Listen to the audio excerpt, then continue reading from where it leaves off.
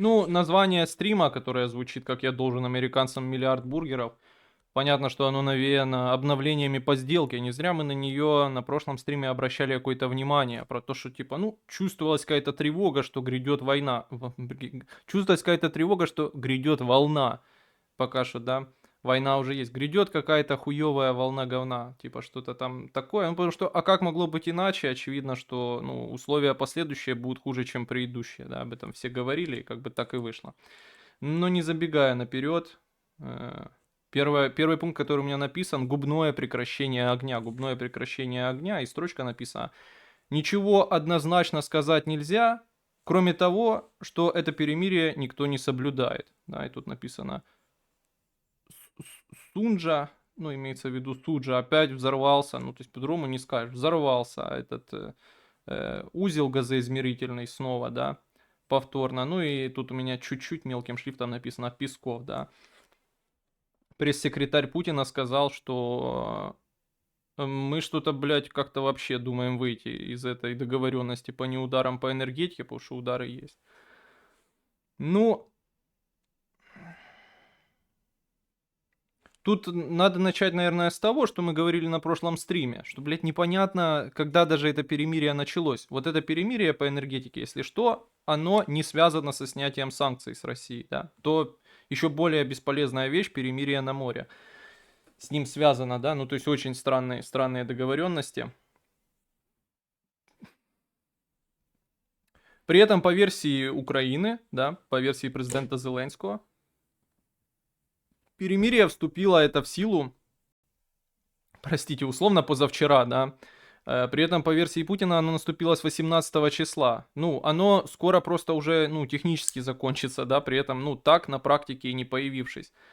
Из этого складывается впечатление, да, как я это описал, губное прекращение огня, что, конечно, ну, то, что и говорилось много раз, да, но просто, ну, жаль, конечно, что это подтверждается, да, что стороны реальной мотивации не имеют к какому-то прекращению огня, к какой-то деэскалации, да, стороны имеют мотивацию не послать колдуна нахуй. Стороны имеют мотивацию показать США готовность, затянуть процесс, что угодно, только, короче, не реализация на практике. От этого, из этого вытекает, да, такое несерьезное отношение к деталям, да, то есть, во-первых, нужно, ну, как мне кажется, все-таки можно сделать вывод из тех итогов переговоров, которые были в Риаде, да, что окончательно-то там никто ничего, ну, не утвердил, да.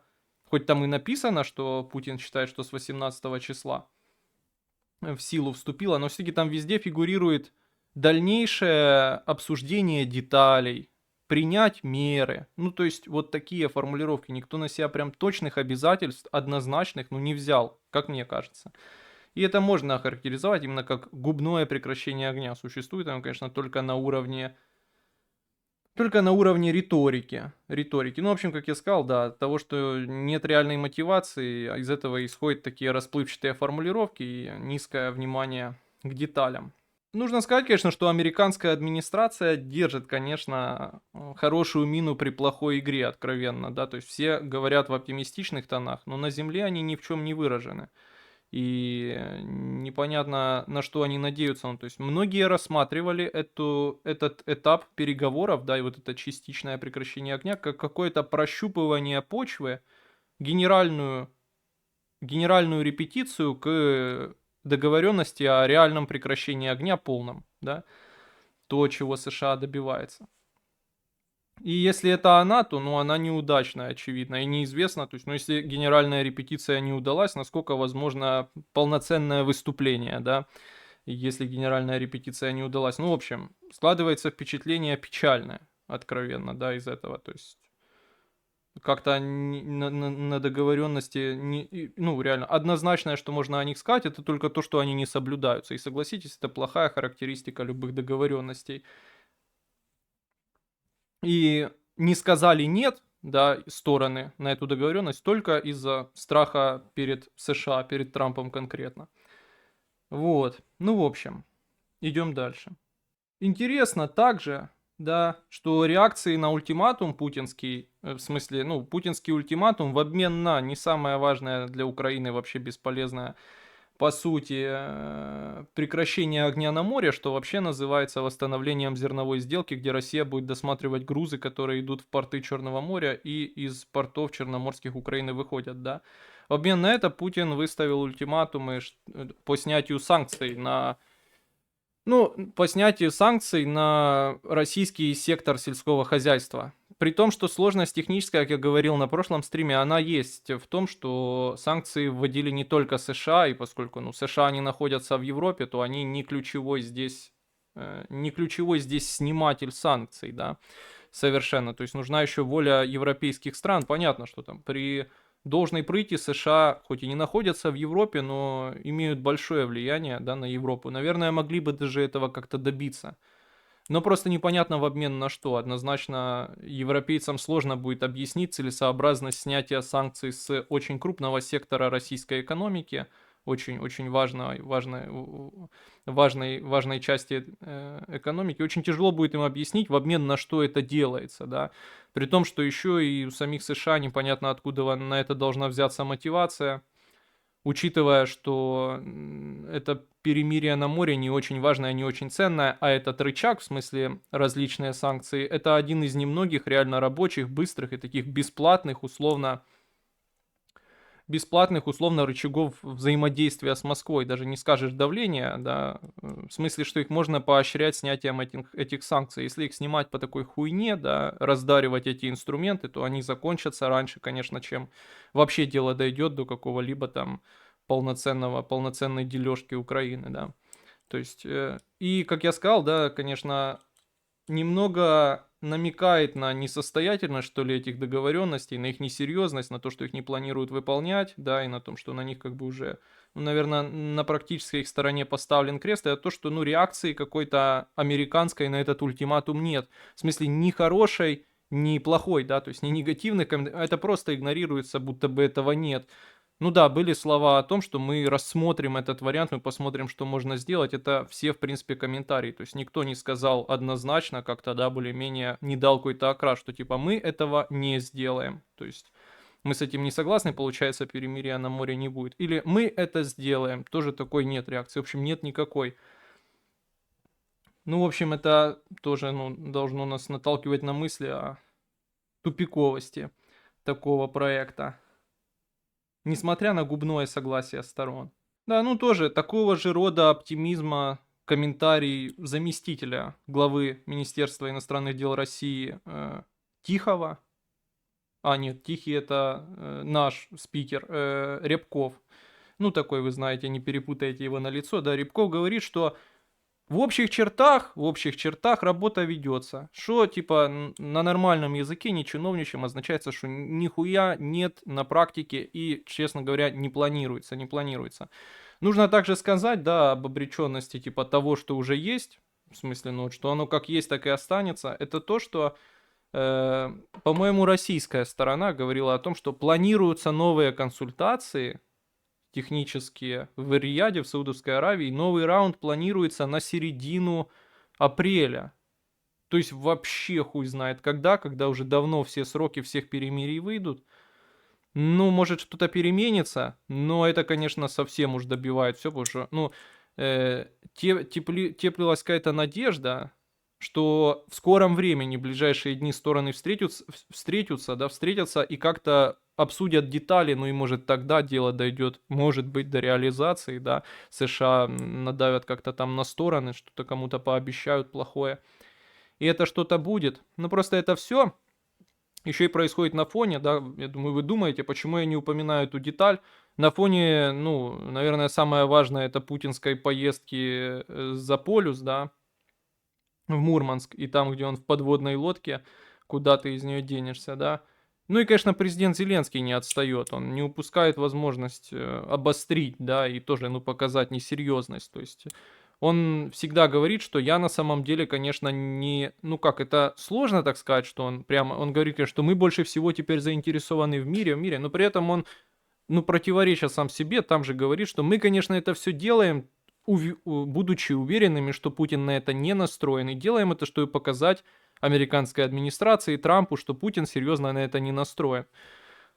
Нужно ли говорить, что такие комментарии президента Зеленского, конечно, играют против него, да, то есть он, ну, как бы показывает свою несерьезность. Лучше таких комментариев избегать, при том, что сама мысль-то, конечно, трезвая, наверное, правда, я не знаю, на что он надеется, не понял ли он еще своей роли для действующей американской администрации, что, ну, да, не понял, видимо, он своей роли, что там никого уже ни в чем не переубедишь в этом смысле. Ну да, а если говорить за спикера Министерства иностранных дел Украины Тыхого, как я уже обращал внимание, вот этот Тыхий, он стал довольно громкой, потому что министр иностранных дел Сивоха, ну, раньше, когда было Министерство иностранных дел, которое возглавлял Кулеба, то везде говорил Кулеба. Я этого спикера, да, блядь, даже не знал, что он существует. Сейчас ключевое лицо от нашего МИДа это этот спикер, потому что того Сивоха лишний раз стараются не показывать. Постоянно забываю его фамилию, называю Сивоха, но это, наверное, неправильно. Но сейчас не вспомню. Похожая тоже какая-то фамилия. Так вот, этот Тихий тоже подбавил оптимизма и сказал, что даже если то перемирие, которое Россия, да, как ультиматум говорит, снятие с нее части санкций, говорит, даже если то перемирие будет наступит, да, если оно случится вдруг, он говорит, что на военные корабли Российской Федерации это перемирие распространяться не будет. То есть, ну, радикализировал позицию Украины. Раньше шла речь там о выходе, не выходе их из восточной части Черного моря. Нужно сказать, если верить, ну, то я доебываюсь до этих деталей, которые никто серьезно во внимание не берет, очевидно, потому что расхождение в них сумасшедшее, да. Но тем не менее, если верить министру обороны Украины Рустему Умерову, то украинская делегация, да, украинская делегация согласилась с неприменением силы на Черном море, что никак не сходится там и с российскими кораблями, и морями, и как бы вещи друг другу противоположные в целом, да, то есть там таких деталей не содержится. Ну, в общем.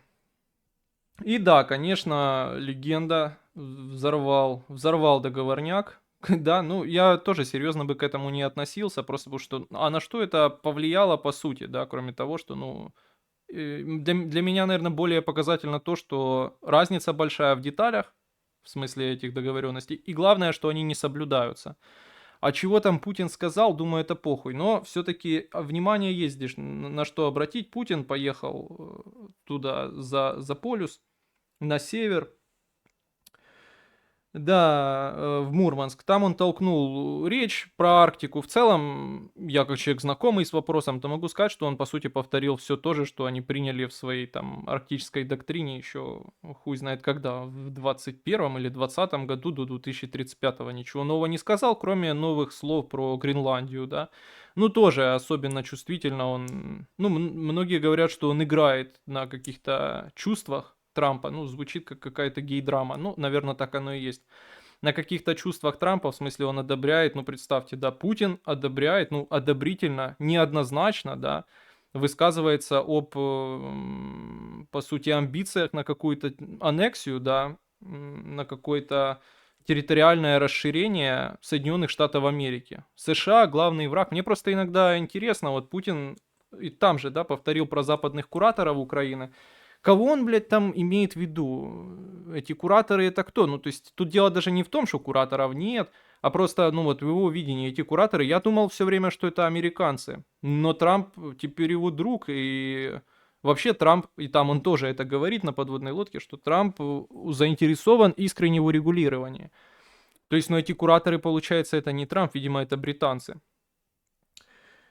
До конца непонятно, в общем. Но я к чему, что несмотря на весь такой антизападный современный российский нарратив, Путин в целом, ну, так довольно обтекаемо, с пониманием, вот, наверное, вот эта самая исчерпывающая формулировка, с пониманием отзывается о планах Трампа, о мыслях Трампа касательно Гренландии. Ну, то есть он там прямо не одобряет аннексию, но говорит, что понимает, почему этот регион ключевой. Там же он сказал, что в инвестициях он заинтересован совместных.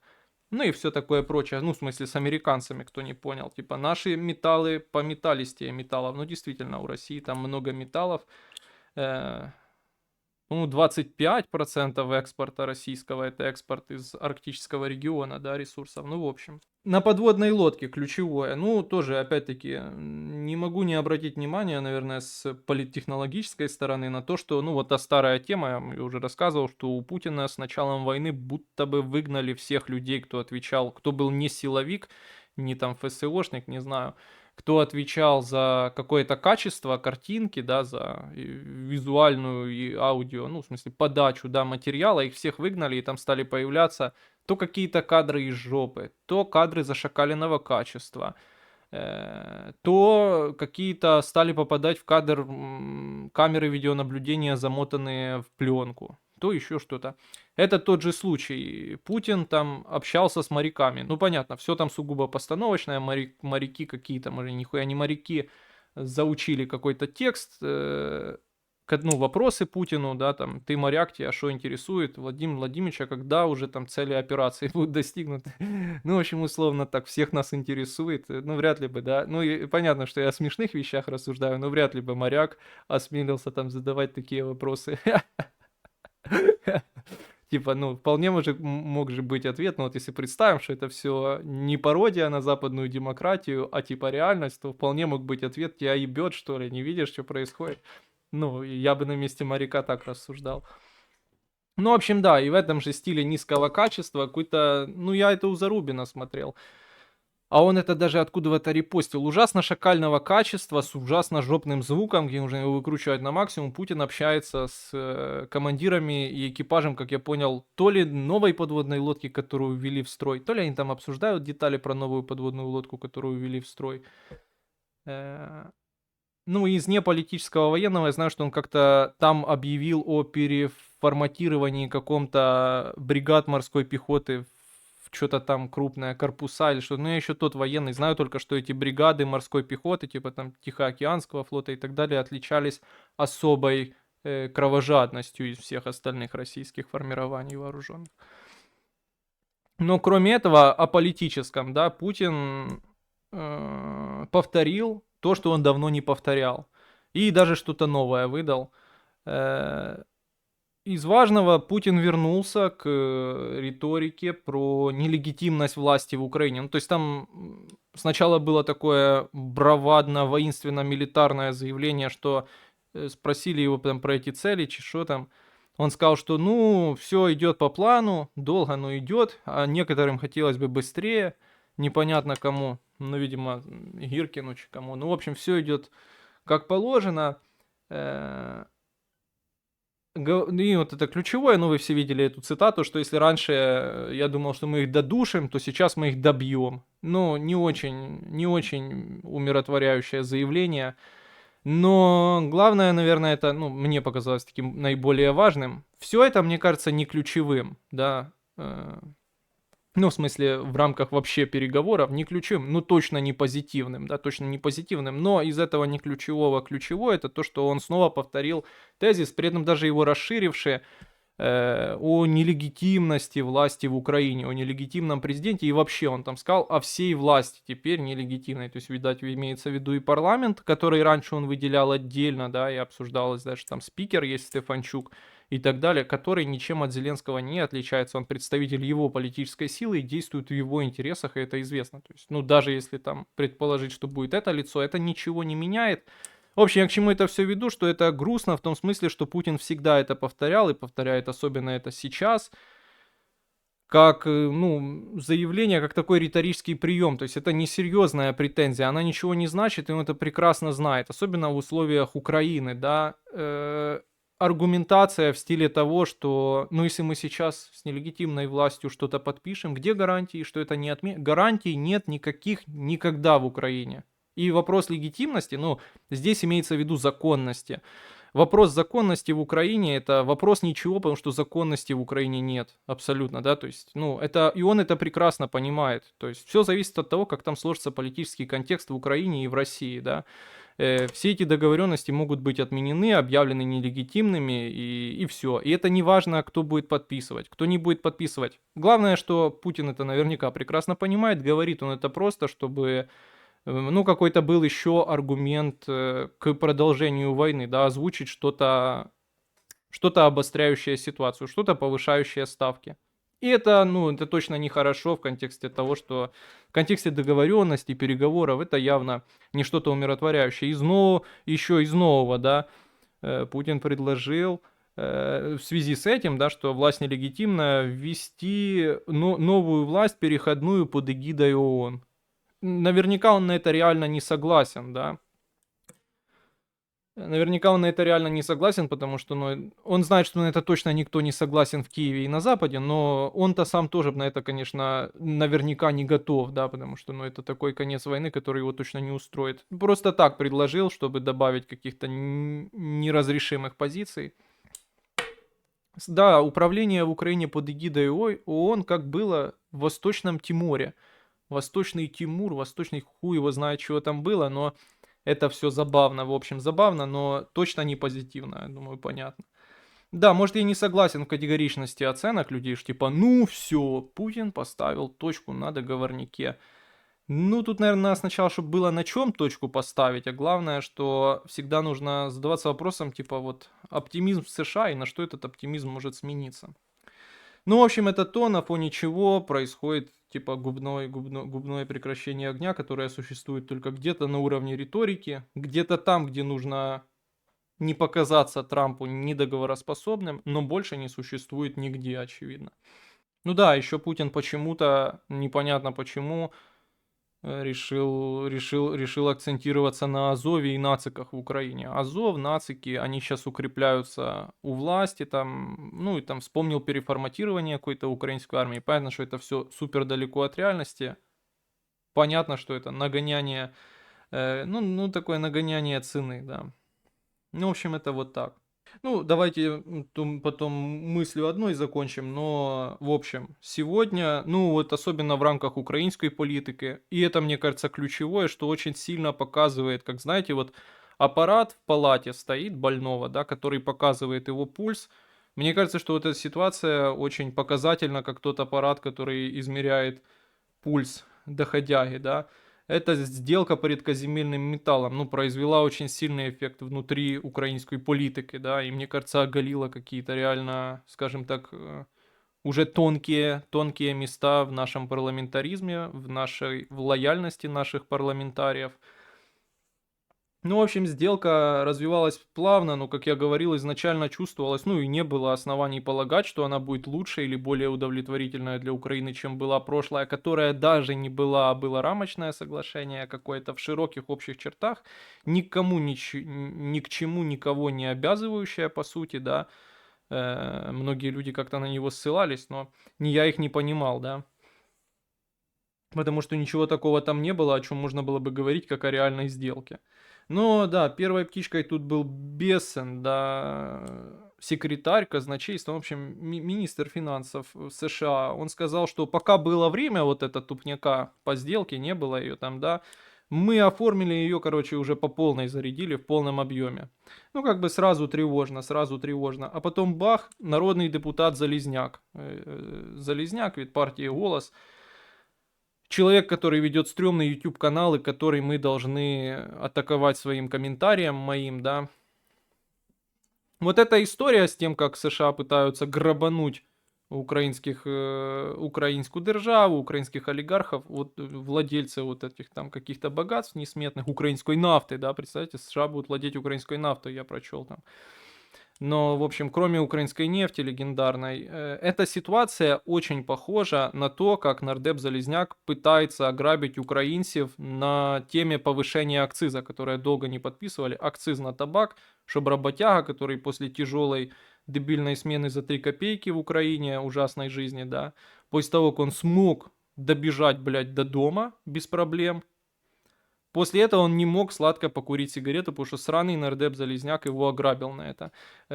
Там, чем только не мотивируя свою хуйню. И тем, что это требование Европейского Союза, и тем, что это нарушение статьи Конституции. И, короче, очень-очень похожая ситуация, но тем не менее. Нардеп Залезняк говорит сразу, что ему правительство дало этот документ почитать.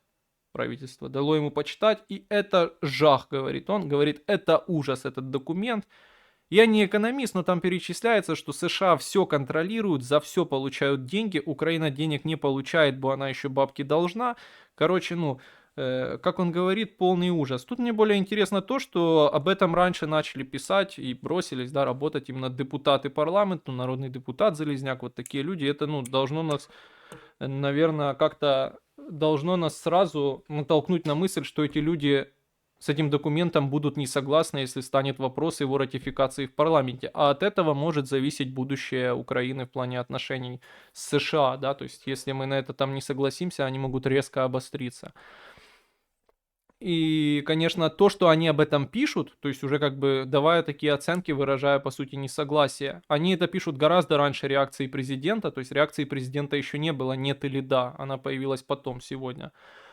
Это должно нас наталкивать на мысль, что, конечно, детонка там и рвется. Украинский парламент дает коксу, начинает жестко истончаться. То есть парламентарии хереют. Понятно, что народному депутату Залезняку на вас было глубоко плевать. Глубоко плевать на вас, на вашу нефть, украинскую газ. К тому же он знает, что вы ее никогда не увидите. И прибыли с этой нефти и газа вы никогда не увидите. Разница, наверное, только в том, что за газ придется платить уже сразу в долларах. Ну, в общем, понятно, что ему на это все похуй, понятно, что тут какой-то политический есть акт. И я к чему, что явно президенту, ну, мне кажется, да, что президенту такие реакции совсем не нужны. И в таких реакциях он совсем был не заинтересован, когда он еще не принял решение, решение, которое может быть неудобным, но несогласие может иметь более тяжелые, серьезные последствия. Я думаю, что ему уже сразу какие-то подножки и какие-то нет от парламента и парламентариев в таких условиях точно не нужны. И это точно не якась там політична єдність, что такое. И, в общем, это тревожно. И вот в таких всегда сигналах я вижу, конечно, какую-то, скажем так, сигналы о слабости Украины, что если парламент себя так ведет, он, наверное, чувствует кровь, чувствует ситуацию, которой можно воспользоваться. И это тревожные мысли, которые точно не укрепляют там нашу переговорную позицию, точно не делают наше будущее лучше, да, и точно не дают надежды на то, что наше будущее, оно станет лучше, и к нему есть потенциал и какие-то ресурсы, что оно станет лучше, чем было, да. Мне кажется, политика вот так косвенно об этом говорит. Ну, в общем, да, нардеп Залезняк говорит «жах». Понятно, что это явно жестче, чем то, что было. Несмотря на то, что обо всем этом говорят медиа и народные депутаты Украины. Но, насколько я знаю, ну, это может и логично, что каких-то именно оригинальных документов нет. Но мы и так прекрасно понимаем, нет Украины, да, США. То есть долг Украине навязать. Ну, понятно, что Украина, мне кажется, что никак на это не пойдет. То есть для президента это уже теперь очевидно, что чревато сильным внутриполитическим кризисом. Блин, ситуация вообще проблемная. И как из нее выйти, надеяться только на милосердие американской администрации. Понятно, что очень тупо будет со всех сторон соглашаться на долги, которых у тебя нет, да. То есть тебе давали помощь не на долговой основе, причем давали еще и в меньшей, ну, в меньшем финансовом эквиваленте, чем теперь требуют долгом. Нужно ли говорить, что там по любому принципу справедливости не может так быть, что то, что тебе давали не в долг, потом объявили долгом. Ну, то есть это вообще ни в какую логику не укладывается, и думаю, это дает, ну, моральное право президенту, любое право от этого отказываться. От этого отказываться будет, ну, это настоящий грабеж чистой воды, да, шулерство.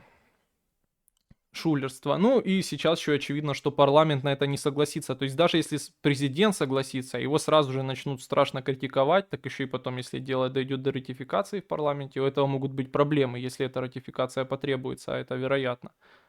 Ну, в общем, ситуация пиздец. А понятно, послать колдуна нахуй, сказать Трампу, что мы не будем подписывать и мы ничего не должны. Но нет никаких гарантий, что завтра он не напишет пост в своей социальной сети «Правда», и там не скажет «Нихуя себе он заявляет, ты нам не должен, ты чего, падла, забыл, где ты есть, какая у тебя страна, ты нам должен, а теперь мы долг, раз ты такой несговорчивый, увеличиваем в 5 раз. А если ты на это не соглашаешься, мы отключаем всю военную помощь и там начинаем помощь России или вводим санкции, короче, сначала персональные на тебя и твоих друганов, а потом уже и секторальные». Ну, в общем, я к чему? Ситуация, блядь, вот на самом деле тяжелая.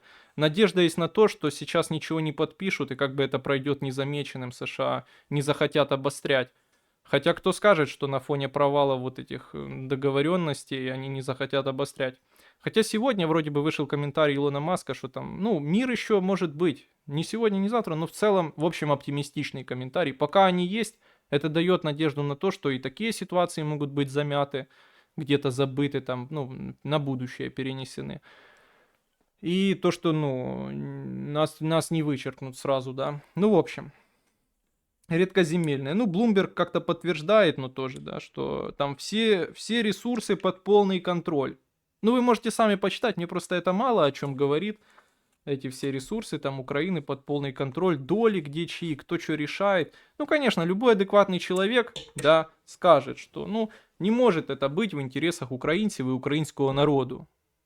Да, ну не может быть, что американские граждане, американское государство распоряжается ресурсами на нашей земле, требует с нас долг, который мы не брали. Ну, то есть там, куда ни копни, никто не скажет, что это хоть в каком-то месте справедливо, да. Но с другой стороны, вот как бы то, что никогда мы этих с вами ресурсов не видели, и то, что для нас ничего не изменится, для меня, конечно, является ключевым фактором, да, вот я романтик, не то что идеалист, да, я верю в то, что может Украина, ну, а как без этой веры жить? Смысл тогда вообще жить, ну, особенно в Украине? Я верю, что может когда-то у Украины наступит другое хорошее будущее в политическом смысле. И тогда, конечно, такие сделки не очень выгодны, потому что от сделок с американским государством потом, блядь, невозможно отказаться, потому что это самое мощное государство на Земле, да, это известно.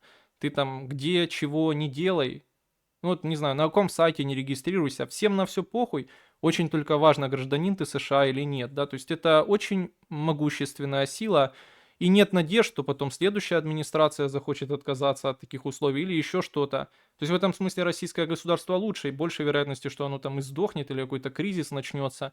Российский народ, конечно, никуда не исчезнет, но шанс на какие-то там есть, да, возможности. А здесь, ну, вообще тупик. Если на это согласиться, потом отказаться от этого, ну, вообще не представляется возможным. И это, наверное, ключевой минус, если мы верим в более светлое будущее какой-то Украины политическое, да, что ситуация не такой будет, как сейчас, а изменится. Конечно, такая, как сейчас, то, ну, в общих чертах похуй, да, там, кто будет контролировать украинскую нафту, украинский газ. Мне, ну, не очень это важно. Как и вам, думаю, да. Ну и там каждый еще рассуждает, а если от этого зависит, там, закончится война или нет, да. Хорошо, это сделка по редкоземам. Да, ну я знаю, что сейчас случился все-таки, не знаю, чего уж там они сказали и как выступили, но случился визит Джей Ди Венса, вице-президента, в Гренландию. Ну, все началось с того, что его жена должна была поехать на собаках ездить, там, смотреть, как собаки ездят. Ну, такой спорт в Гренландии, вы как думали, да, что там в футбол играют? Нет, там, короче, на собаках ездят. Но как-то там ситуация накалилась, потому что власти Гренландии, пока еще власти, да, ее, не помню имени, но тем не менее, премьер гренландский говорил, что это слишком, это не круто, это ненормально, это, ну, в общем, это агрессивные действия, пассивно-агрессивные, я бы так на его месте лучше сказал. И чтобы как-то градус пассивно-агрессивности сбавить, как эта администрация современная США может сбавить градус пассивно-агрессивности? Теперь вместе с женой поехал еще и Джей Ди Венс, вице-президент. Ну, это уже такое давление капитальное. Ну, правда, на собачьи, как я понял, бегаете, они не поедут, а поедут только на американскую базу Туле. Ну, там, где радары стоят, которые ракеты должны из России фиксировать. В общем, американская военная база в Гренландии. Не знаю, сколько он там вообще планирует покидать ее пределы этой базы. Ну, вот знаю только, что этот визит состоялся. И, конечно, при полном писке страшном, да, пищании властей Гренландии. Вот. Не знаю, там, к чему такой пиар приведет и натиск, но, тем не менее, есть что есть. А, у меня написано Signalgate, просто одно слово. Ну, все развивается эта ситуация, я даже не знаю, ну, наверняка ее уже так нарекли. Я просто написал, бы мне так показалось целесообразным. Наверняка уже такой нейминг дали этой ситуации.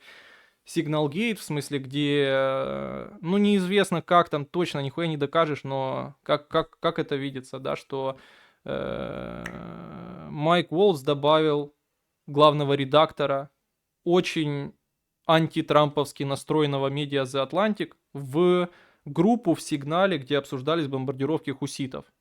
И не только. Ну, до сих пор там эта история раскручивается, она там уже так докрутилась, что как-то в рамках этого Сигналгейта накопали, что у Хексета, да, вот этого ведущего с Фокса, который там Деус Вульт татуировки имеет, присутствуют татуировки, что у него оказался, ну, пока что не московский паспорт, ну, в смысле, не российский паспорт, а оказалась почта на Mail.ru и аккаунт ВКонтакте. Я не знаю, каким это нас выводом должно привести. Многие задаются вопросом, почему у него была эта почта Mail.ru.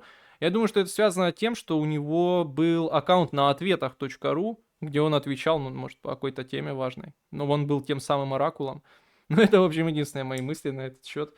В смысле, счет этой почты, да.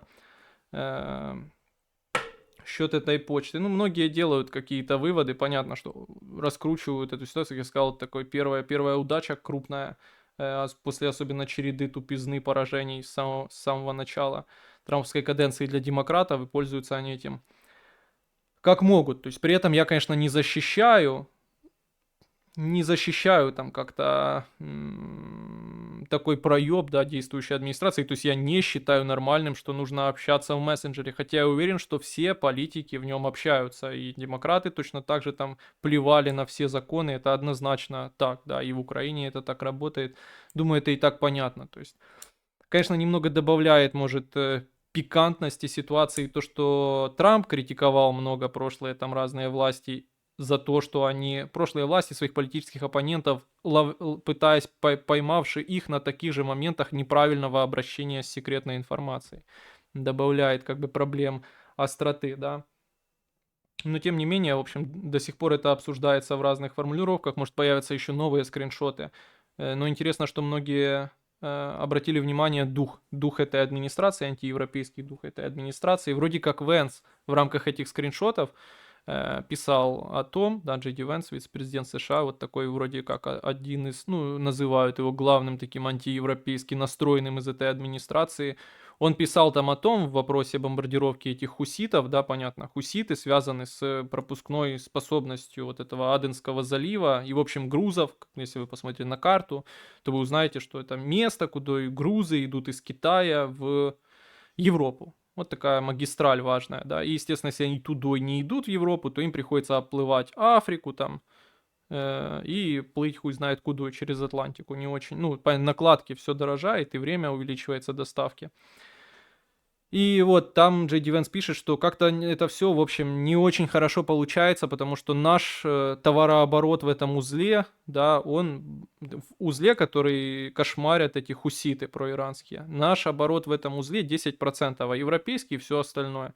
Получается не круто, что мы должны разрешать проблемы Европы, с которой такие натяженные отношения. И я вот не пойму просто, почему в этой среде я не выношу оценок, опять-таки, у меня, типа, более сложный взгляд на этот вопрос, но вызывает улыбку и какое-то непонимание, почему у вот такой, ну, левацкой, мейнстримной, скажем так, группы всей этой медийной людей, вот я слушал Баунова, да, ну, такой российский политолог был у Дудя, да, из института Карнеги. Ну, там просто вообще оценки самые категоричные. Поэтому я не понимаю, почему они просто с этой логикой не согласны. И объяснения их очень расплывчатые и тоже непонятны, да. То есть, почему Америка должна выполнять какие-то, должна разрешать какие-то европейские проблемы, да. Вот Эммануэль Макрон, он вот пострадал от этих действий хуситов, от действий этого прокси Ирана. Он постоянно ездит, сейчас там рассказывает, показывает свою атомную бомбу, эту одну. Почему бы Эммануэлю Макрону, да, вместо красования с этой бомбой, не взять эту одну бомбу, вот, не погрузить ее на свой авианосец, наверняка он носит имя Шарль де Голь, да, не приплыть туда, в Аденский залив, и не сбросить ее на хуситов. Но это было бы справедливо, и кто с этим не согласится. Конечно, я не знаю просто, насколько такое будущее нужно США, да, ведь в тот самый момент, когда Эммануэль Макрон сбросит эту бомбу на хуситов, Европа, наверное, изменится навсегда, да, и европейско-американские отношения тоже, ну, скажем так, это будет поворотная точка, что Европа уже отстаивает сама свои интересы, и я не знаю, насколько США заинтересованы вообще глобально в множении каких-то крупных игроков, и насколько там уже эта китайская угроза, такая угроза, что можно попрощаться с управляемостью Европы. Но, тем не менее, это все потенциальные сценарии, да, просто это, наверное, было бы вот если смотреть на это окно коротко, это было бы справедливо. Да, но это все потенциальный сценарий, а случилось как случилось. Американцы бомбят этих йеменских хуситов, сохраняя Европу все дальше, в общем, на этих поводках коротких. А Эммануэль Макрон ездит про бомбы, рассказывает. которые просто там стоят. Ну, в общем, вот так. Это про этот Сигналгейт. Думаю, что развитие этой истории еще будет получать и получать. Ну да, там какие-то смешные мелочи. Многие спорят, как так вышло. Почему этот, ну, то есть ключевой вопрос, кто крыса, кто крыса, как так вышло. То есть это случайная такая ошибка уникальная, что Уолтс добавил. И откуда у него номер этого главреда, который очень-очень-очень в плохих, ну, враг кровный Трампа, откуда он, что крыса? Или какая-то другая крыса добавила. Ну, там вроде видно, кто добавил. Ну, в общем, очень много загадок. Почему добавили, так ошиблись, а откуда он? Ну, в общем, вот это сейчас ключевые загадки для Трампа, наверное, лично. Ну и тоже не мог обойти стороной. Последняя, конечно, деталь такая перед итогами, да, это... Ну, я хочу сказать, что я сегодня не очень хорошо подготовился и больше говорю от себя. Это, конечно, коалиция желающих. Я не знаю, какое оно точно название носит, но, в общем, вы помните, там во Франции прошел съезд коалиции желающих включиться вот в войну в Украине. Но я не знаю, как это по-другому сформировать. Чи миротворческая, чи не миротворческая. То есть они говорят, постоянно используют слово, ну, мир миротворческое. Президент Зеленский говорит, что мне миротворцы не нужны, мне нужны люди, готовые воевать. Понятно, что и вряд ли выйдет какое-то миротворчество, когда мира как бы как такового нет. Есть только война на данный момент. Ну, в общем, и вот была создана, ну, понятно, европейские страны, и, естественно, не могут договориться в этом вопросе. Никак. Это понятно, это невозможно, это исключено. Была создана коалиция желающих, кто желает. То есть не надо всем договариваться, кто желает, тот вступает, кто желает присутствия войск своих в Украине в каком-то виде в будущем. Ну, в общем, коалиция желающих, ключевое в ней, я, правда, не знаю, кто в ней там вообще есть, знаю, что ключевое, понятно, это Франция и Британия. Британия, в которой запретили мечи ниндзя. Не знаю тоже, насколько это связано, но тем не менее.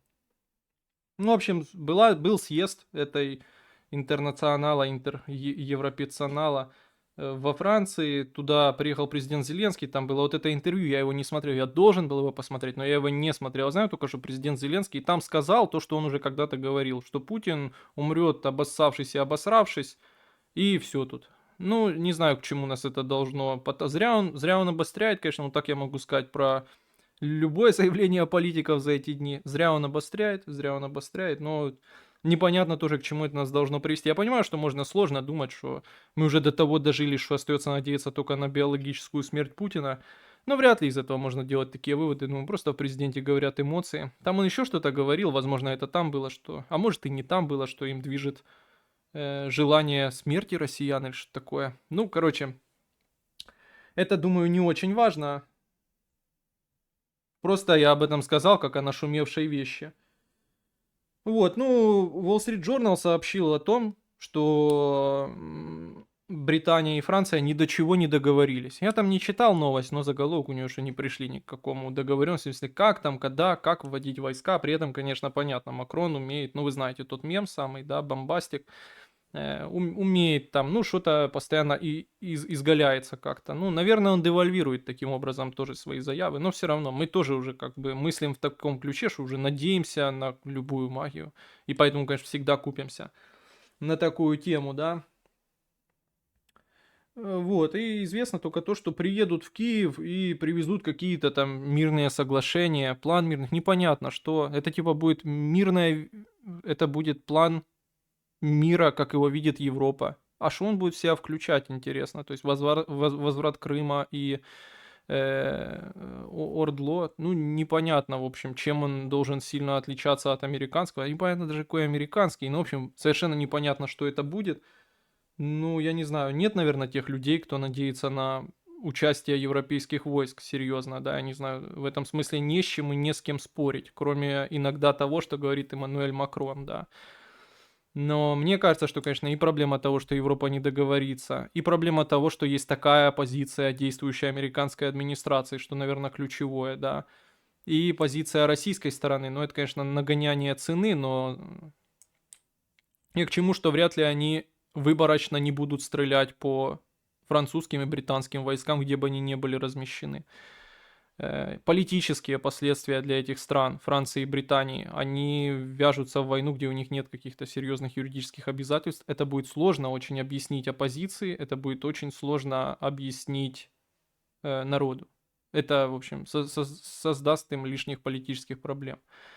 Но это, конечно, в условиях войны. Они-то говорят о каком-то мире, но этого мира нет, и непонятно, как его достичь, да. А на будущее загадывать смысла мало. И да, как я сказал, позиция действующей администрации. Однозначно США не будут гарантировать безопасность этих войск, да.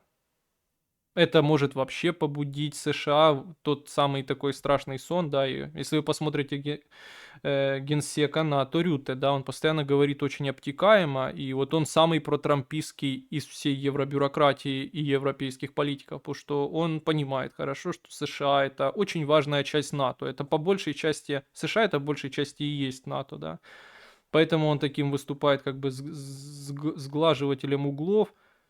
Я это все просто веду к тому, что, конечно, такой политикой, да, воинственной, они могут добиться того самого страшного, что США из НАТО выйдут. И, ну, мне кажется, это все вместе делает, ну, невозможным вообще все эти планы. Вот. Но не знаю, как это будет в любом случае. Короче, ну, итоги этих дней. Ну, понятно, да, у всех есть чувства. Я не знаю, насколько это правда, нет, ну, то есть никогда не отступал от позиции, что, конечно, неизвестно, что там предлагают российскому государству, но российское государство многое вложило, и, мне кажется, не готово отступать, в смысле в войне, да.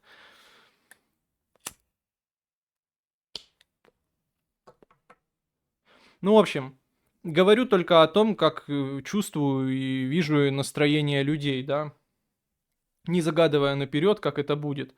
Но, тем не менее, не могу не отметить, что, конечно, в Украине по необъяснимой мне причине, да, в Украине, конечно, какая-то, ну, мне кажется, я вижу радость какую-то. Но я понимаю, что это искаженное восприятие. Я вижу обычно как-то медийно или там, ну, не знаю, в рамках, ну, хоть телеграм-каналов, да, комментаторов в Телеграме. Понятно, что это всегда, всегда как бы такое разговорчивое, активное, туповатое, агрессивное меньшинство, все-таки меньшинство. Но тем не менее, в этом всем, да, я, конечно, наблюдаю какую-то радость от того, что договорняк будто бы рухнул, да, он разваливается на глазах. Как бы подтверждается то, что на практике никто ничего не собирается делать. Я вижу эту радость, и я ее, честно говоря, совершенно не понимаю. То есть, ну, во-первых, в чем радость продолжения войны? Во-вторых, какой они видят альтернативу, да? Неужели они до сих пор не поняли, ну, на мой взгляд, довольно такую простую, понятную мысль, ну, по крайней мере, практика ее много в чем доказывает, что Украина для действующей администрации, да, администрации Дональда Трампа, это, скажем так, нелюбимый, точно можно это описать, да, нелюбимый, непонятно на чем там основаны обиды, но много на чем, возможно, на истории с началом каденции президента Зеленского, ну, в общем, нелюбимый, бесперспективный, потому что ну, перспектив нет на самом деле никаких, да, к успешному какому-то разрешению, такому, которое можно было бы преподнести как победа. Да. В общем, нелюбимый, бесперспективный, очень тяжелый, в смысле, чтобы чего-то добиться, да, в политическом смысле. Проблемный актив. Это об этом писал. Вот так это видит действующая администрация. В Европе еще, европейский, да, то есть когда заводится разговор о том, как решится судьба Украины, там все равно поднимается вопрос безопасности европейских стран, да, всех соседей западнее Украины. В этом смысле, как бы можно пытаться предположить, как это решится, да, если США покончат с попытками установить мир в Украине, да. Если они поставят на этом хрест, и мы в какой-то из дней проснемся, да, и перестанем видеть позитивные сообщения. Будет так, мы просто перестанем видеть позитивные сообщения, мы просто перестанем видеть упоминания этого. Я вижу это так, что у Дональда Трампа есть только один реальный интерес. Это в политтехнологическом смысле, да, вот таком медийном, в смысле политической популярности внутри США выполнить вот эту просто обещалку свою, да, закончить войну, быть миротворцем. Абсолютно ничего не помешает Дональду Трампу просто забыть нахуй об этом и молчать. Просто не говорить об этом. Ну, хотел быть. Такое уже было много с чем. Просто этот вопрос будет игнорироваться, будет упущен. Это будет называться слив. И для этого не надо там чего-то особо делать, да. А вот чтобы просто многие люди думают почему-то, да, я не понимаю просто, на чем основывается их логика, есть ли там хоть какие-то аргументы, кроме таких магических, это как то, что США больше никто не будет доверять. США что-то там, что-то это все магия. Им доверяют, и потому что они вот сейчас бомбят хуситов, и европейцам не надо бабки тратить на бомбежку хуситов. Им не доверяют, а их слушаются, и они такие, потому что они такие, потому что это такая глобальная и мощная сила, да.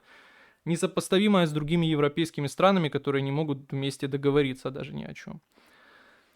Так что да, кроме таких магических аргументов, совершенно непонятно, почему и как администрация Дональда Трампа должна в будущем выйти там из вот этих там переговоров, да, поставить на них хрест и как-то решить победу Украине, да, как-то ее решить. Оценивая украинский мобилизационный потенциал, оценивая украинскую социальную и политическую обстановку, оценивая ее экономическую обстановку. Будучи той администрацией, которая именно на Украину не готова тратить бабки, да, то есть они там тратят на много чего другого, на вооружение Израиля, там на еще какие-то вещи, но на это именно они четко это сделали бесполезной тратой прошлой власти и точно не настроены на это тратить деньги. Ну, в общем, оценивая все это, озвучивая все это, люди надеются, наверное, что они нам что-то дадут, и почему-то в их головах они надеются, что это нам что-то решит.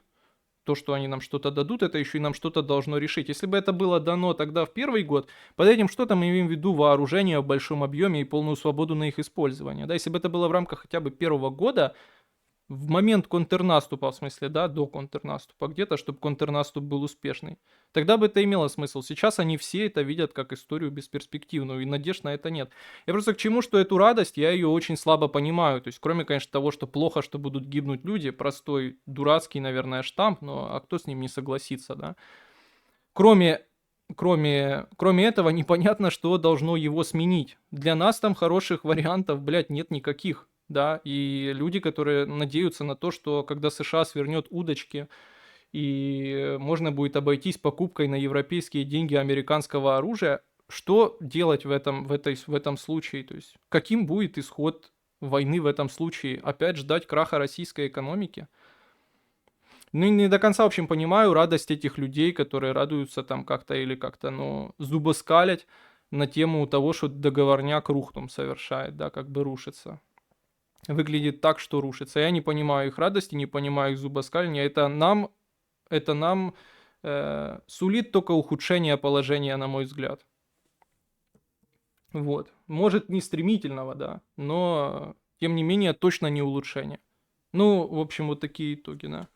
Да, ну, в общем, такие итоги. Понятно еще, что, ну, хорошо, даже если это забыть, что санкционное давление, вторичные санкции, это все, наверное, что, ну, не быстро подействует на российское государство, совсем не быстро, ждать нужно долго, а времени уже, ну, наверное, особо нет, да, как долго можно еще так существовать, год-два. Ну, в общем, вот так, я к тому, что радости не разделяю. Да, друзья, в общем, новости закончились. Да. Так, читаю спочатку чат на Твічі, потом чат на Ютубе.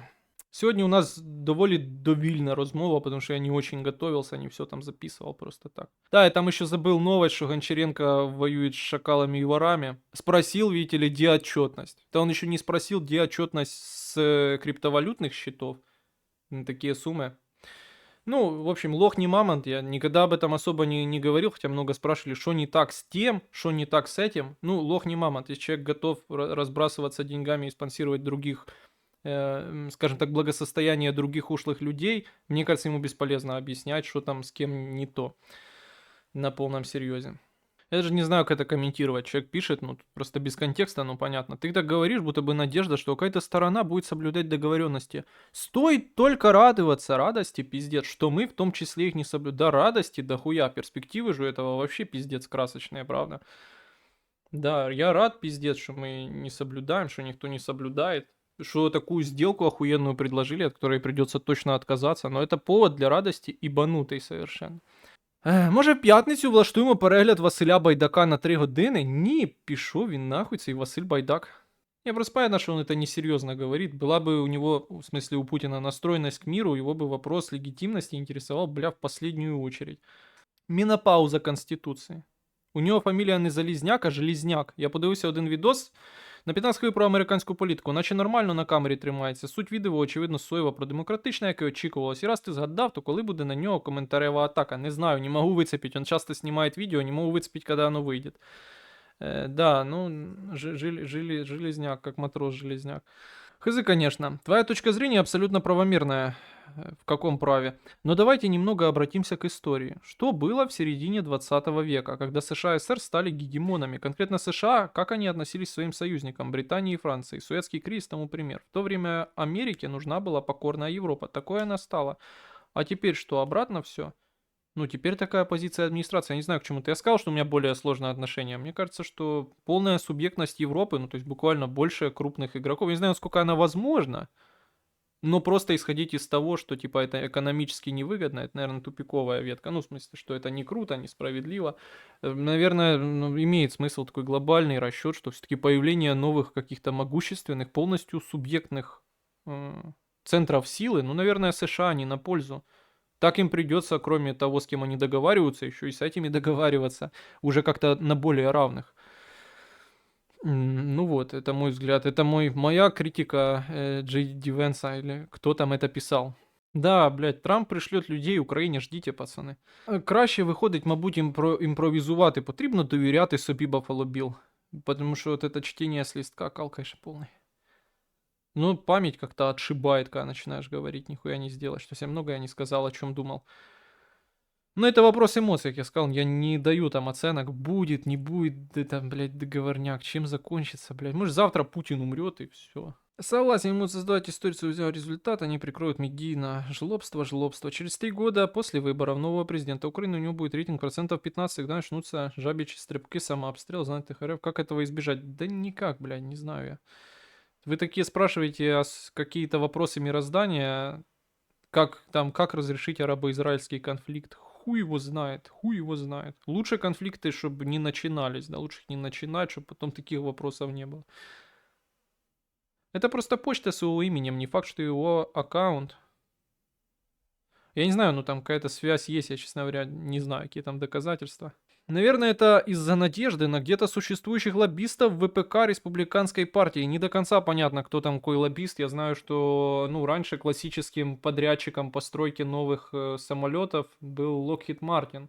А сейчас трамповская администрация, ну вот в ключе первых решений военных, по сути, да, взяла подряд у скандального Боинга. Вы помните, там были какие-то истории, что там что-то кого-то убили даже по итогу этой истории. Кто-то там обещал рассказать, как на Боинге там условно хуевые сварочные швы, и этого человека убили. В общем, очень скандальная компания, и вот этому Боингу дают подряд на постройку какого-то еще нового ебейшего самолета, в общем, бабки в трубу какой-то там.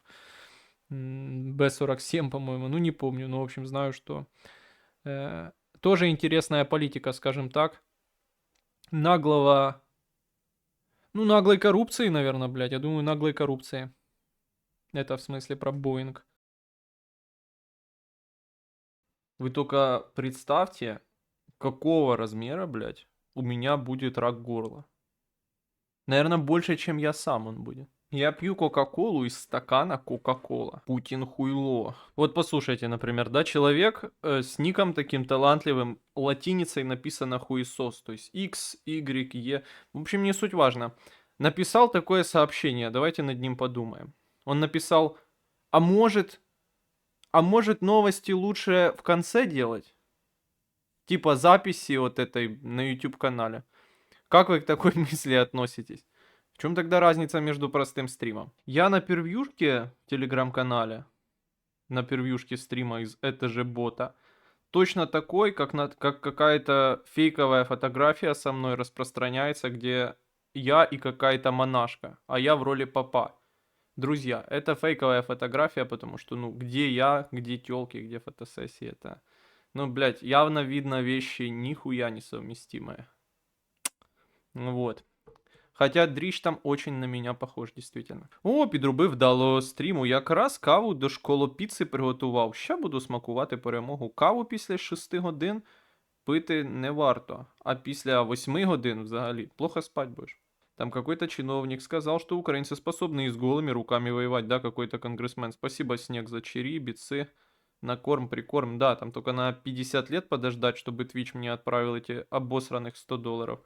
А так порядок. Какой-то пиздец. Помню, как Арестович в начале войны что-то подобное говорил.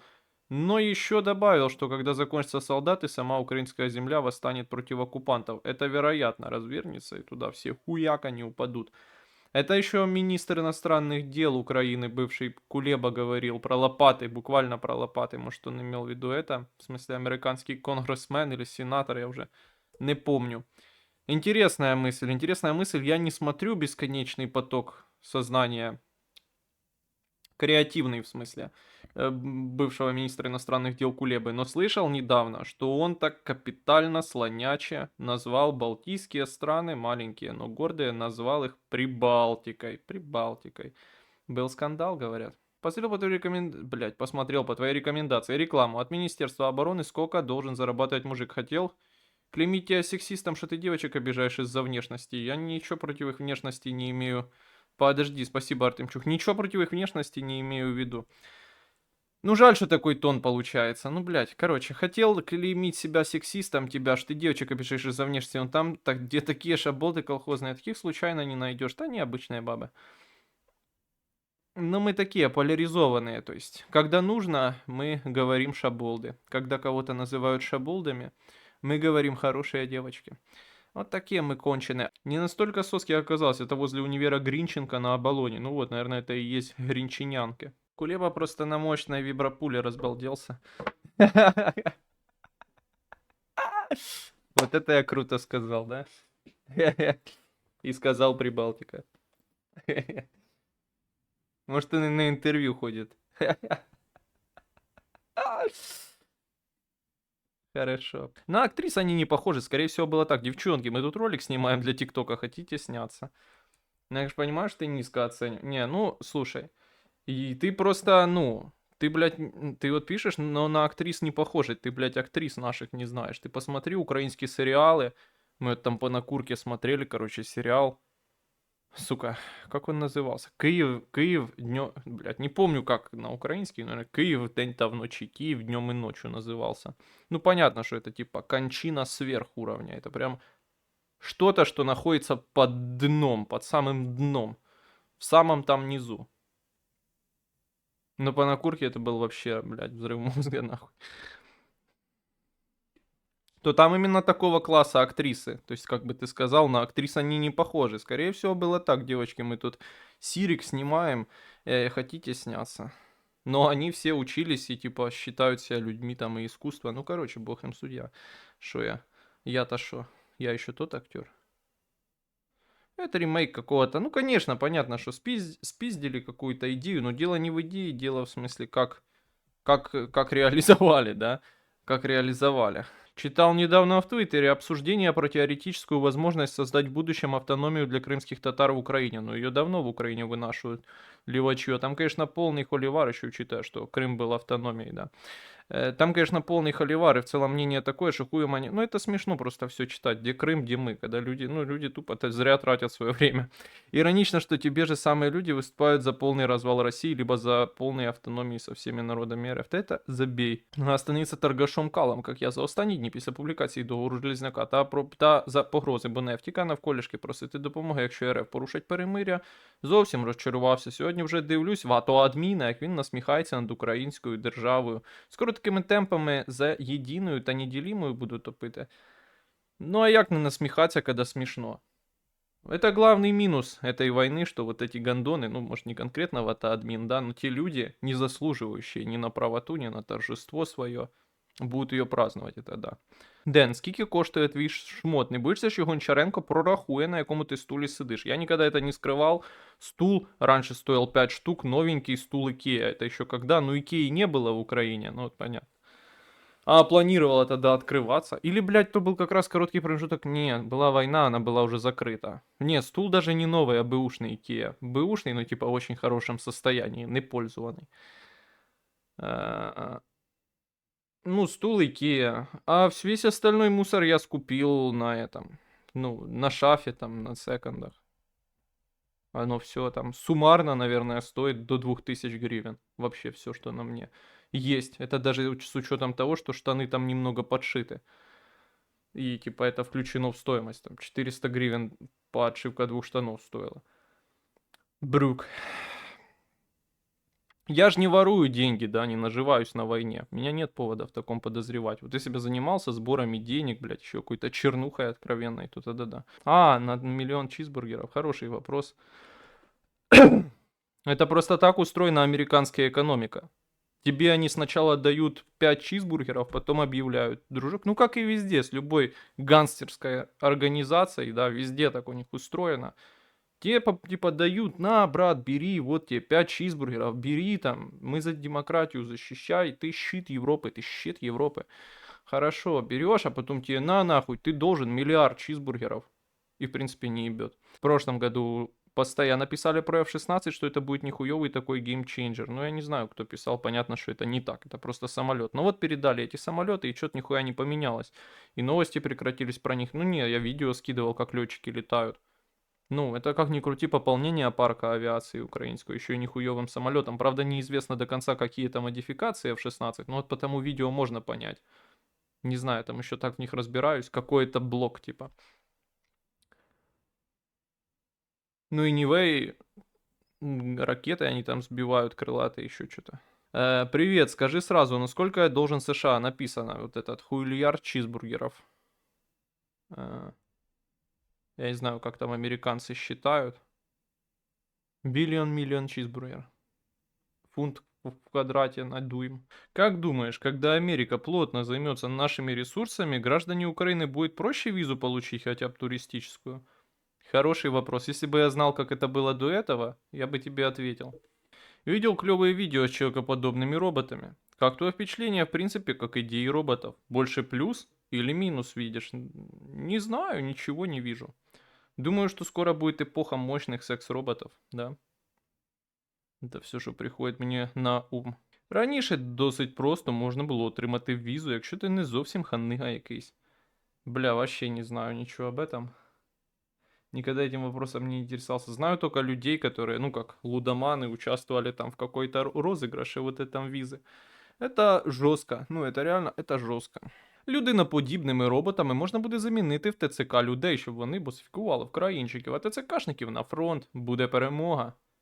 Розумна думка, типа, роботів на фронт не надо, а людей надо.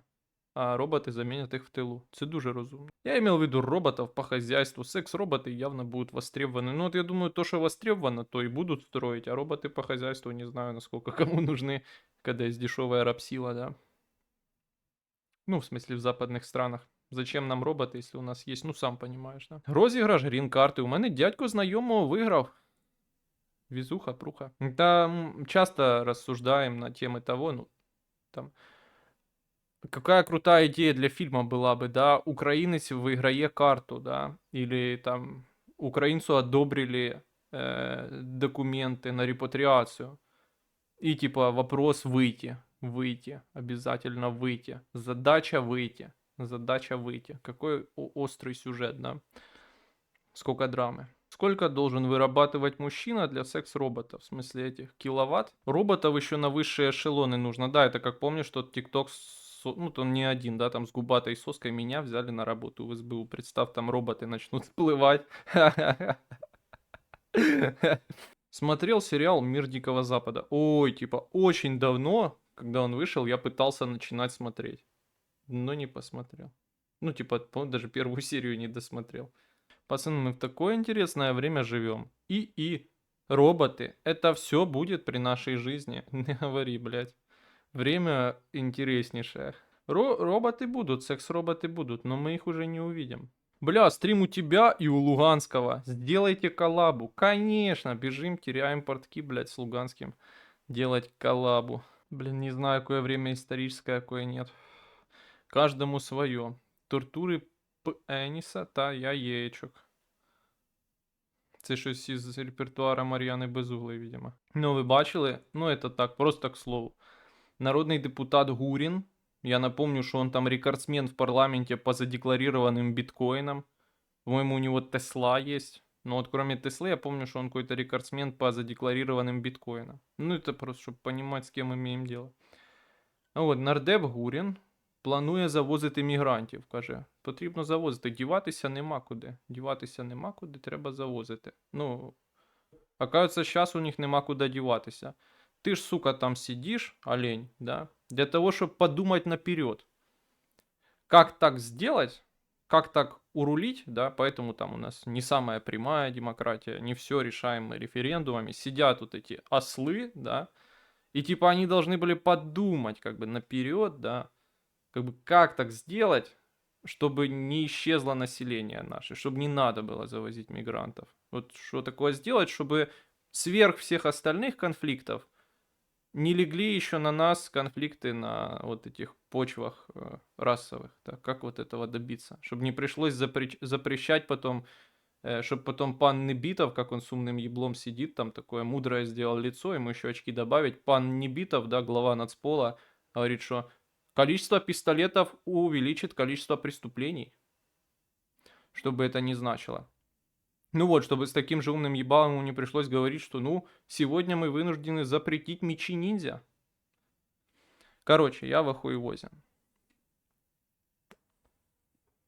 Более нагло и тупой, при этом непонятно откуда набравший эти биткоины кобылы, чем вот этот нардеп Гурин, там еще, блядь, надо во всем парламенте долго искать. В общем, вот так. Притом, знаете, мне именно нравится их крепостническое отношение. Они привыкли, что они цари украинцев, даже не так не цари, а как бы рабовладельцы, да. То есть они владеют украинцами как собственностью. Это партия «Слуга урода», «Слуга народа», да, как бы шли под вот этим новым брендом, мы должны служить народу, народ главный источник власти, как в Конституции. Настолько они уже помещики, да, настолько рабовладельцы, что он рассуждает в этой помещичьей логике: мы будем завозить мигрантов. То есть, как он это будет делать? Он будет, не знаю, у нас остались Ил-76, вот эти транспортные самолеты военные, или как? Ну, то есть, или он будет президентским бортом, вот этим, тушкой, или какая там, да, советской машиной, будет президентским бортом возить из Бангладеша их. Их надо будет возить в наручниках, и потом с вот такой прикованной кандалой к ноге водить по чему, я правда не знаю, где они будут работать. Ну, на предприятиях, наверное, я не знаю, какие остались, да. На ГОКах. Правда, ГОКи они останавливают, да, горно-обогатительные комбинаты. Неясно даже, где они будут работать, ну где-то они будут работать, но чтобы они там работали, их придется возить, блядь, там в этом самолете президентском запломбированном из Бангладеш, и потом с кандалами на ногах держать в Украине. То есть просто вот эта логика, он отдает себе отчет, что это живые люди, то есть как он их будет завозить, то есть это непонятно до конца, то есть их надо лишить воли сначала, чтобы завозить, да. И тут как-то держать, чтобы они не бежали в Европу. Ну, дегенерат полный. Чем ты сам увлекаешься и интересуешься по жизни? Профессиональной дрочкой. КМС по праву. Как этот, блядь. Боксерусик, у которого пояс угнали.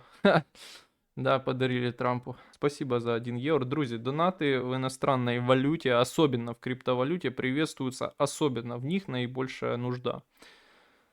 Отдельное спасибо, редко говорим, но нужно, стабильному донатеру Чарки-Шкварки. Лиза, как они убегут? Кордон закрыт, а минималку у нас не платят. Ну как-то же они там из Сирии убегали, на лодках переплывали. Я думаю, тех ребят, они там уже десятилетиями так живут. Молодые, крепкие, я думаю, их таким не удержишь. Это не наши люди. Редко говорящие металлы, это мы. Во что играешь сейчас на компе? Чувак, не во что, я, блядь, вообще времени нема. Все, бля, распилено по секундам.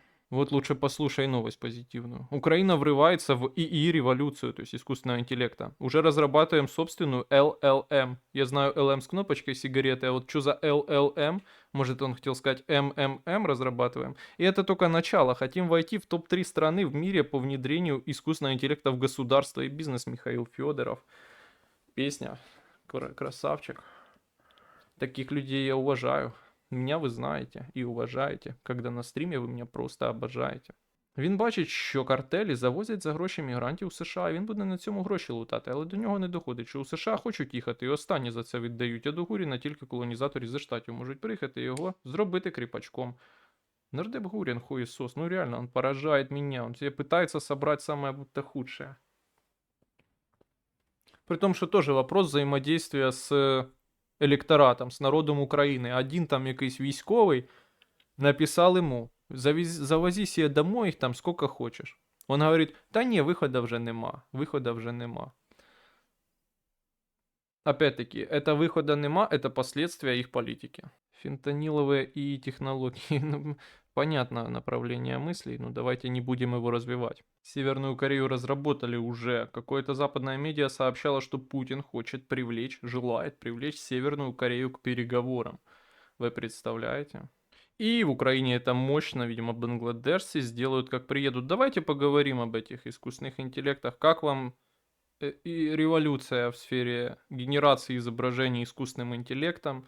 ChatGPT выпустил какое-то новое поколение генерации изображений искусственным интеллектом. Все там носятся с ним. Как вам? Что вы скажете? Как думаешь, сколько Путин еще хочет прожить? Ну, думаю, долго. Такой гондон. Такие долго живут. Очень. Ну, правда, он вот это кухе-кухе делает. Непонятно. Уже 2 недели сбора на тачанку и всего 1К. Ты нас водишь за нос. Да, наверное, меня теперь застрелят в Одессе после этого. Знаете, тачанка стоит 4 куска. Це було 100 гривень. Таких донатов надо хуевую кучу, чтобы собрать деньги. 4,5. Это без доставки. А тачка же, ну, все-таки. И, кстати, помню, как мне тачку прошлую привезли с доставкой тоже. Но как? Ее прикрутили к мопеду Honda Dio и так привезли как прицеп. Я такого еще не видел. Как считаешь, аргументы пана президента, что он умрет и попадет в ад, а мы будем жить дальше, хороший для западной стороны, чи не? Кто умрет? Типа Путин, что умрет? Да это же не аргумент, это просто. Она говорит, он думает, что умрет. Ну, умрет когда-то, это факт. Не было еще никого, кто бы не умер. А что Зеля сказал? Думал, это Путин. Ну, Зеленский сказал во Франции на фоне Эйфелевой башни. Сказал, что я думаю, Путин умрет. Говорит, ну щось таке, я не дивився, чесно говоря, хоча надо було. Тепер головне не сказати, коли буду розказувати новості, що я це дивився. А то не состиковка буде, да? Пиздец. На небе только и разговоров, что о договорничке. Как он велик, как прекрасен, какие на нем бывают волны и какой свежий бывает воздух. А ты когда-нибудь видел договорничок? Прекрасно. Лучший договорняк – это тот, который еще не подписали. Это сказал Уинстон Черчилль, видимо, это было в книге в ушатней политурсе. Чат GPT часто отказывается выдавать имидж. Хорошо, что не демедж. Пацаны, серьезный вопрос. Вы бы купили секс-робота, если будет дешевый и вполне приемлемого качества? Напомнило мне, как мне почему-то стало в ТикТоке рекомендовать мастера, который чинит елдаки. Разные. Це все запитання до Дмитра Кулеби. На самом-то деле. Я з цим GPT хотів картинку круту зробити, але без підписки ніяк, хоча у анонсі цього крутого чата було написано, що і халявщикам буде доступна крута генерація картинок. 2 дні їбався з ним, поки у нього ж не запитав, чи може як халявщик круту картинку збацати, і він мене послав. Коротше, мене го і знову наїбали. Я думав, що людям з фамілією Альтман можна довіряти. Не понимаю, что ты имеешь что ты имеешь в виду. Что маешь на увазі? Что, ну, Альтман, что это? Ну, Альтман и что? Как тебе статья Daily Mail по поводу президентства Трампа? А что в ней написали? Когда статью писали, что в ней написали? Это на той самой аудиозаписи он сказал? А, ты про Черчилля, да, забыто. Да, понимаю. Ты, чувак, ого-го, старая школа. Сейчас уже, блядь, крокодила, бомбардира, блядь. Гузини, бомбини. Возьму БУ на OLX, на этом, понял? На барахолке. Теки со статьи США начинает военную операцию в Мексике. Иран нападет на Израиль, лишенный поддержки Трампа, потому что он президент-миротворец. Вот это вот вообще вряд ли, блядь. Газа переименована в газу Трампа. Неплохо. Звучит хайпово. Война между Россией и Украиной завершится непростым перемирием. В июле 2025 года под давлением администрации Трампа Украина согласится на раздел своих восточных земель при условии, что в 2030 году она проведет референдум о вступлении в Европейский Союз. РФ получит гарантию, что Украина никогда не вступит в НАТО. Ну да, думаю, это хуета. Ну, в целом. Неизвестно, как будет. Непонятно, какая связь между референдумом о вступлении в Европейский Союз и и завершением войны. Вещи вообще параллельные. Непонятно, как РФ получит гарантию, что Украина никогда не вступит в НАТО. Если уж референдум проводить, то об этом, наверное, в Украине. При том, что его проводить, народ в дурмане, все равно результат будет, ну, отрицательный. Или как сказать. Ну, він руський, цей Альтман. Як Кац, Альбац, Шендерович, Мандельштам і т.д. Знову мене вкраїнчика, вони наїбали. Ну, віж, русські. Як каже президент, руські. Усюди руські. Нам гадять в штанці. Короче, летом норм не погуляем, ждем next. А що вам гулять? Отдыхайте дома. Идея для стартапа. Печать секс-кукол на 3D принтере. Отличная идея. Человек пишет, мне бы не разрешили секс-робота. Тралалело, тралалело, тралала. Да, блядь. Это тоже по Черчиллю. А какая фамилия у Троцкого была? Русский? Русский. Заработать квартиры нам не дают. У власти сидят и имеют больше половины богатств. Старики, да нихуя, у них там дети, дети детей, есть внуки. То есть даже наши дедушки и бабушки считают нас конченными, а не такими одаренными, какими были они сами. Но это логично.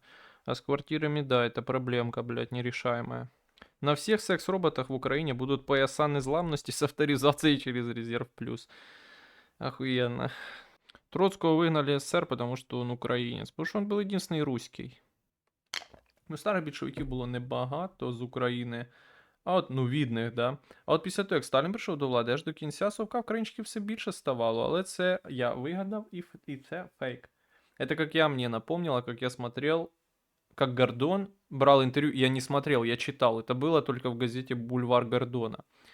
Как Гордон брал интервью у внука, или, ну, внука, по-моему, да, а может и не внука реально. Да не, ну внука, вряд ли у сына.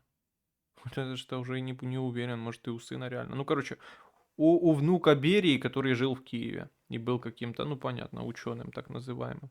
А Щорс разве не українець? По крайней мере, про него снимал фильм Довженко. Ну, це все фейк. Щорс не українець, Махно не українець.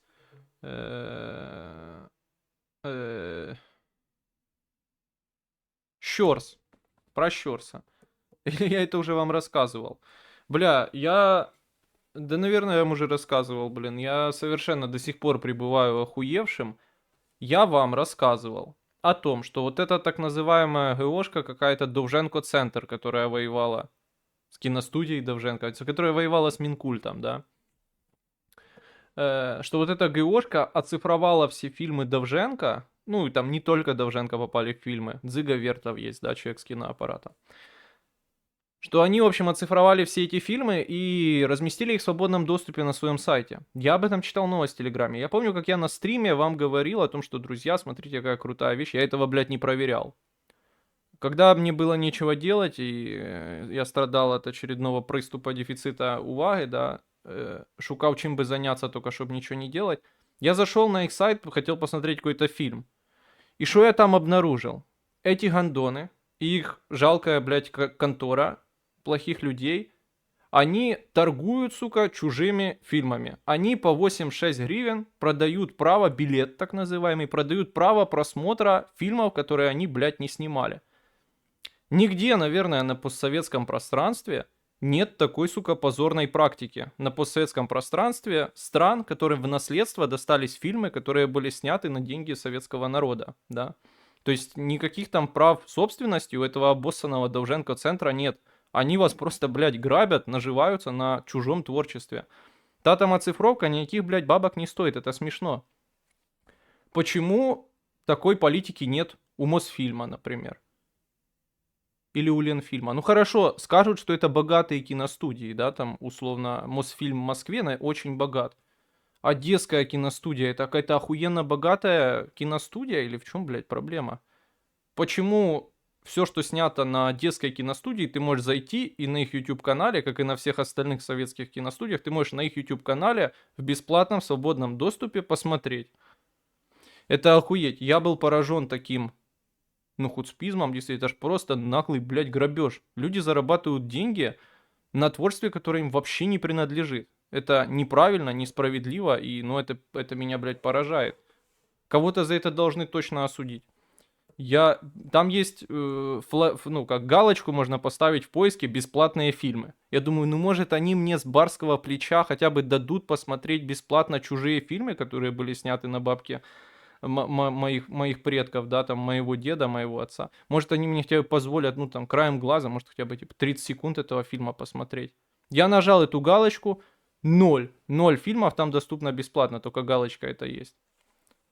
Лучше, блядь, они Мінкульту проиграли, честно говоря. Давайте подивимося, що люди про це пишуть в чаті. Внук Елькина. Ленин хотел трахать секс-роботов. Хорошо. А прикинь бы, совок дожил и начал строить секс-роботов. Зачем ему робот? У него был Зиновьев. В Украине построили завод для виготовления секс-роботов под назвой Бутло. Бют построил фабрику новин. В смысле фейка, аж Троцкий был... Троцкий фейк, это известно. Привет, Дионисус. Есть вероятность, что оранжевый дед боится, что плешивый дед продаст Ирану технологии производства ЯО. Это же риск для Израиля, за который все время топит любитель сделок. Можно ли наладить на него, можно ли надавить на него переговорами с Ираном по продаже этих технологий? Я не могу говорить за такие детали, потому что мне это неизвестно, да, я думаю, что все этого боятся, в том числе и Путин, да. Но то, что действующая администрация, они это декларировали, они это проговаривали, не заинтересованы в сближении и формировании этого альянса, да, там Китай, ну, Пекин, Тегеран, Москва, да, что им это не очень нравится, это плохо сложились обстоятельства, в чем они обвиняют прошлую администрацию, но это правда, это, думаю, подходит. Видача у тимчасове користування фільмових матеріалів до 7 днів. За кожний додатковий день, за одну частину. Они, блядь, деньги ни за что берут, ебаный свет. Даже если там какие-то такие льготные, блядь, условия, которых я не видел. Я просто зашел на сайт, нажал на фильм, написано 86 гривен просмотра, билет. Я был охуевший. И главное понять, понять мотивацию, за что они берут деньги, типа, за что? То есть за что деньги берутся? Не до конца я понимаю. За оцифровку или за сайт, или за что? Ну это ж просто грабеж, блядь. Это на секундочку люди, которые розусираються, що вони, блядь, ну, українська культура превище все. Потрібно українську культуру усюди розвивати, потрібно українську культуру усюди рекламувати. Но фінансовий інтерес, конечно, в первую очередь, то все нахуй фасад, то все в пользу бедных, блядь. Про украинскую культуру, которую там кто-то должен знать. Напоминает историю, ну просто, да, если из политики говорить, про фильм Навального, да, вот тот фильм про Навального. Так они как площадка, кинотеатр, да, блядь, они как торгаши ворованным. Если я завтра, не знаю, спижу откуда в это фильмы, буду их показывать на своем сайте за деньги. Это, знаете, это на уровне такого же украинского феномена, как какая-то там типа резко, киновор, кино что-то, они ввели подписку на ворованные фильмы. У них на сайте есть подписка, чтобы не показывать рекламу на ворованих фільмах. Это вообще йобнуться. Цікава думка, але виходячи з неї, книжки, написані сотні років тому, на які припинився срок захисту майнових. Та тут дело, блядь, в том, что эти фильмы были сняты, блядь, в Советском Союзе, у которого совершенно было другое отношение и другие финансовые отношения, да, по линии создания этих фильмов к такого рода продукции и контенту, да. Ну и вот эта общесоветская практика доказывает нормальность, да, того, что это должно быть в открытом доступе. Если бы это было на Западе, у меня бы не было никаких вопросов. Наверняка у этого есть там правообладатель и все такое. Это явно не тот случай.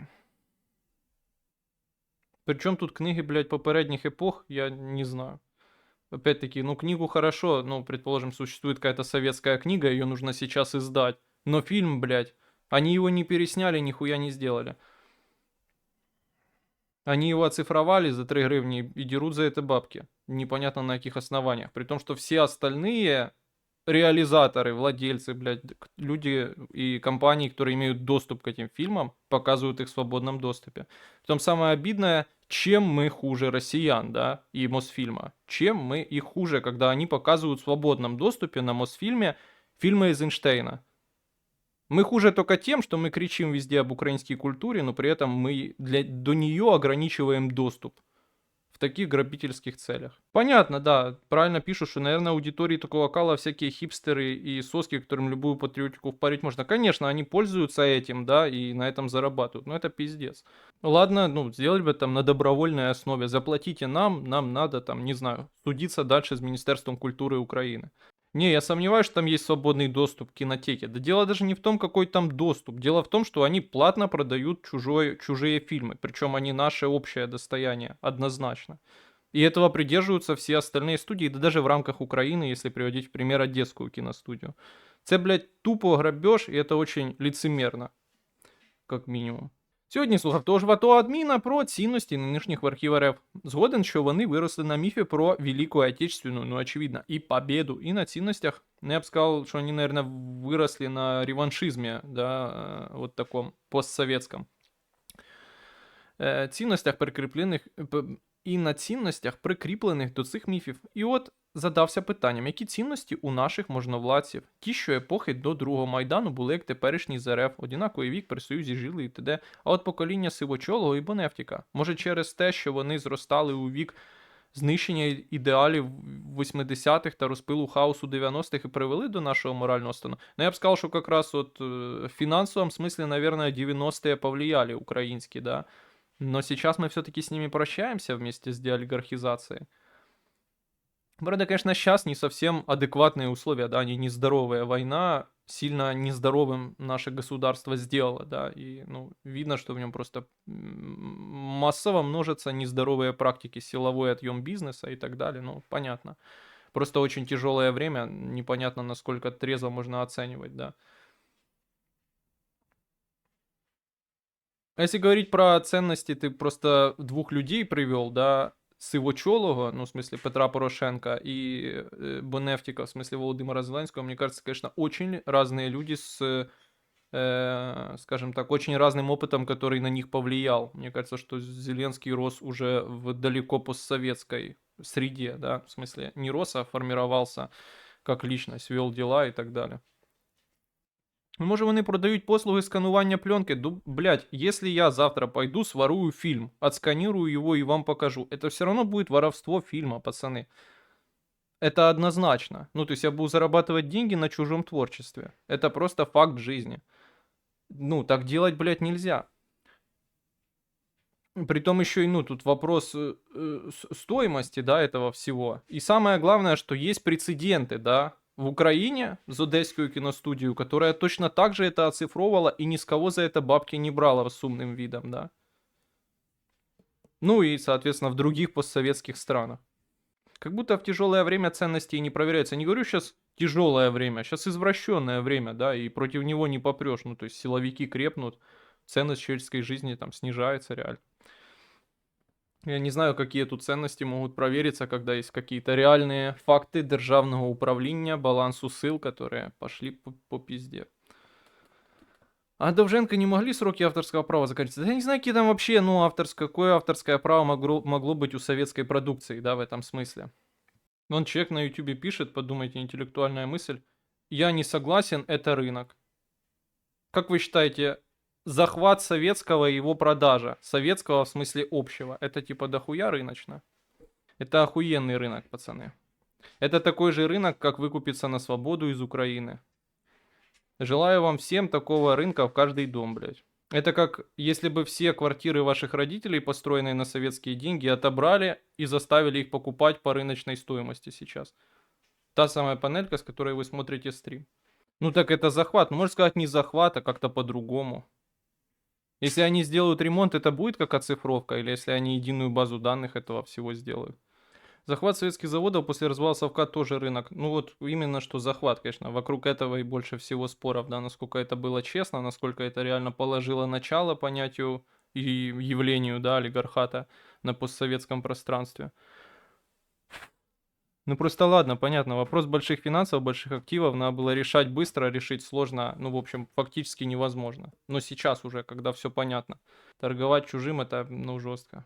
Притом еще и, ну, как я уже сказал, добавляет этому всему красочности то, что это все проходит под лозунгами боротьби за прославлення там української культури и популяризацию и все таке. При этом, ну, за этим скрываются просто финансовые интересы вот такие наглые. Не, вы не подумайте, я не то, что там нахожусь на таких либертариарных известных поинтах, типа там про интеллектуальную собственность, что ее не существует, что она порождает монополии. Я не готов на этот счет дискутировать. Но мне кажется, что про советское наследие все довольно понятно, еще и с наличием прецедентов, да. В общем, я был поражен. Причем наиболее меня убило то, что интересно, где я об этом... То есть это был какой-то рекламный пост, типа там трухи условно, где я об этом прочел, что там слово вот это бесплатно фігурувало. Все, пацани, дуже дякую, що сьогодні прийшли. Бережіть себе, бережіть рідних. Люблю вас, цілую. До зустрічі в понеділок. Щоб вихідні пройшли у вас з користю і з фаном весело. Все, бережіть себе, цілую в плечі і до зустрічі.